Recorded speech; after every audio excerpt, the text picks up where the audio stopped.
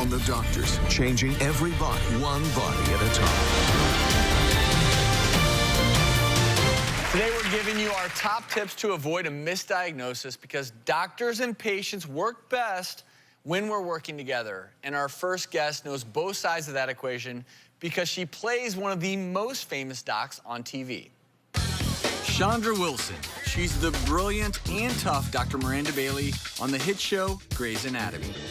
Oh, Chief. Okay, if you go anywhere near my Denny Duquette Memorial Clinic, you will come to work tomorrow and find me and every nurse who loves me chained to its doors. Armed with scrubs and a scalpel, Wilson's Dr. Bailey is a force to be reckoned with. But under those scrubs is a heart of gold. Off camera, Chandra's a busy mom of 3 and a huge fan favorite. But she never expected a medical mystery would strike her own family. Please welcome actress Chandra Wilson.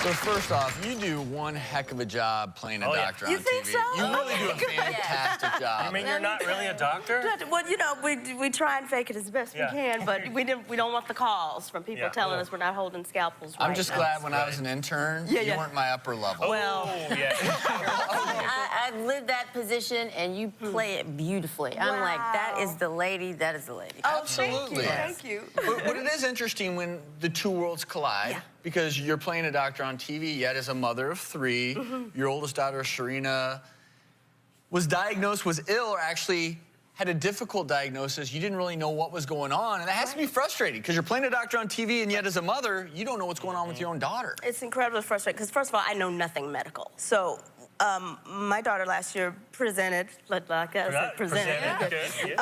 that looked like food poisoning. But there's more to that, because Dr. Miranda Bailey, she may have all the answers, but Chandra was just a mother desperate to find out what was making her daughter sick.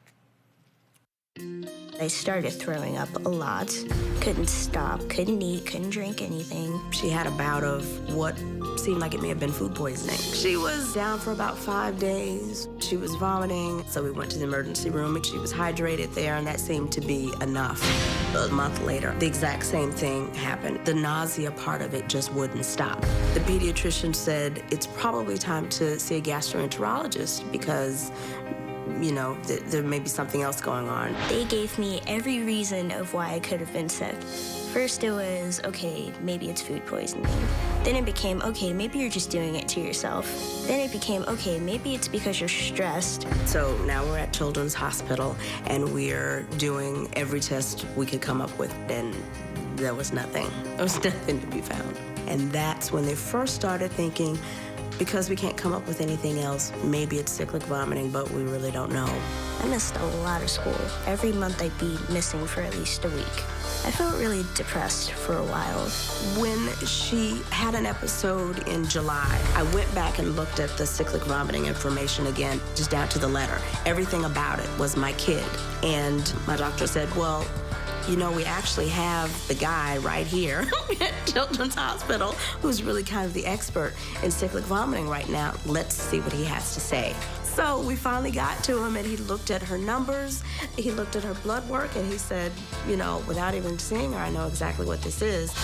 The vast majority of patients with cyclic vomiting syndrome are repetitively misdiagnosed. What it really takes to get an answer is for the parent to say, why does this child have the stomach flu multiple times a year? No tests were necessary in Serena's case because her presentation was classical for cyclic vomiting syndrome.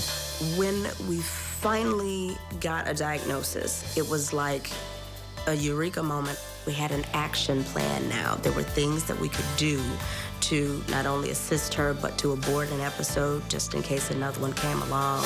We're 4 months episode free right now, and that feels good, but I think we're both still guardedly optimistic. Now, first of all, you are just blessed to have such a beautiful family and a beautiful daughter. It's just great. But I know as a mother, you feel everything that your kids feel, and tenfold. So that must have been just awful for you not knowing. The thing with cyclic vomiting is until people figure out that that's what it is, you have to be tested for everything. So she had an endoscopy, she had upper GI, she had CTs with contrast, she had every single thing you could possibly have.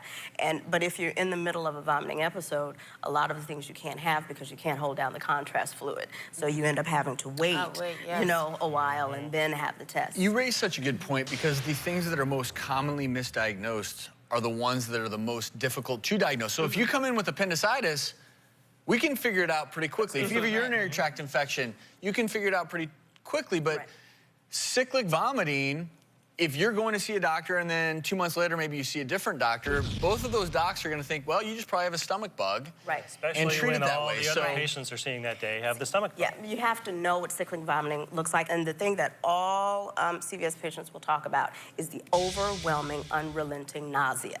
That's what it's about. More so than the vomiting, that's just the byproduct, basically. It's this sensation of nausea that will not leave. So what happens to children in particular is they basically have to figure out how to maintain themselves. So they have to put themselves to sleep, they have to not move, they have to be in dark places, because the only thing that they can think about is that next wave. But the thing about it is, when it's done, it's done. You've got your kid back. And I do want to introduce Dr. Richard Bowles, a medical geneticist from Children's Hospital, Los Angeles. Like Chandra mentioned, one of the leading researchers in cyclic vomiting syndrome. And this is a syndrome a lot of people aren't familiar with. Do we know what causes it? Cyclic vomiting syndrome is actually very common. About 2% of all school-aged children have CVS. Like any common disorder, it has genetic and environmental components.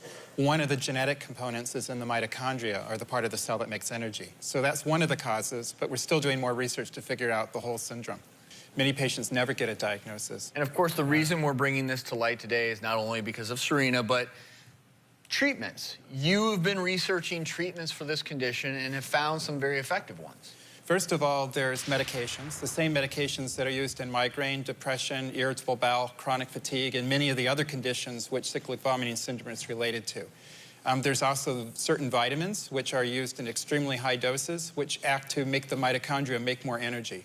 And you said something during the tape. If you're a parent at home and every year your child's getting diagnosed with the stomach flu repeatedly, and in between those bouts, everything's fine, you've got to think about cyclical vomiting syndrome.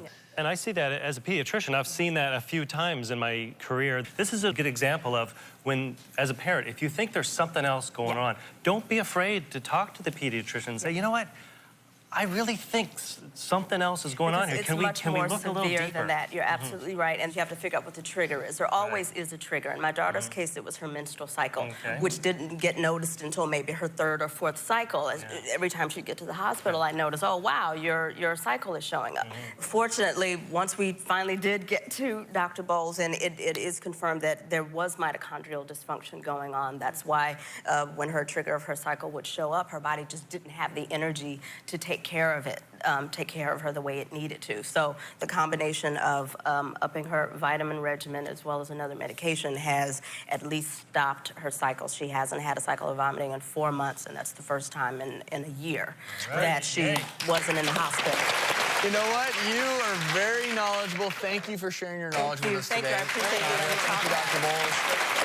And make sure to check out Grey's Anatomy Thursday nights on ABC. Coming up, could a toothache be a sign of something else? The surprising answer is next.